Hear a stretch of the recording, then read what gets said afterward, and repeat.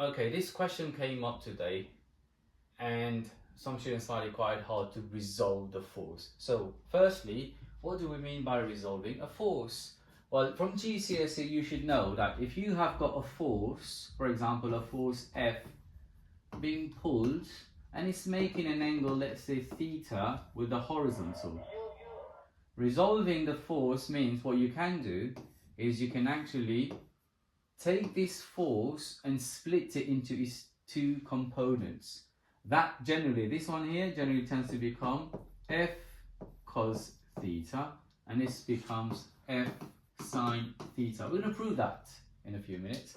But what we need to understand is, the easy way to memorize this is, if you have got your force, the angle closer to it becomes cos. Remember, closer becomes cos, right? It's already got a cos in it. And let's get into how does it become that. If you want the real proof for it, it follows an identity, which is sine squared theta plus cos squared theta, which is always equal to 1. If you take an angle like 20 degrees, you do the sine of it, you square it, you take the same angle, you cos it, and then square it, it's always going to be equal to 1. And where does that come from? Well, it comes from this triangle here. That's your angle, it's a right angle triangle. Let's say that's your F, which in this case is your hypotenuse, okay? If you do, and that's your opposite, that's your adjacent. Well, F squared is equal to O squared plus A squared from Pythagoras theorem, okay? Now, let's take this and turn that into that side. So, we do know that sine theta is equal to opposite over hypotenuse. What's our hypotenuse in this case? It's F. So if I send F to the other side, that becomes F sine theta.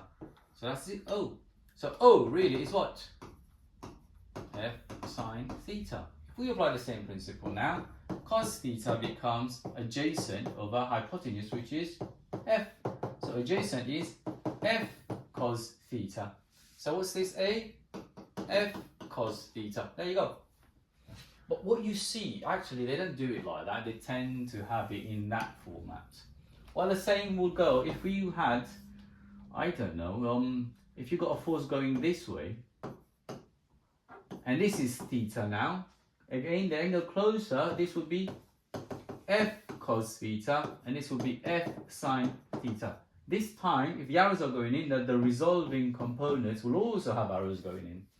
Okay? Now, all of that are the basis of how we have sine or cos along the slope. So I'm going to delete all of that, and let's apply the same principle in this question.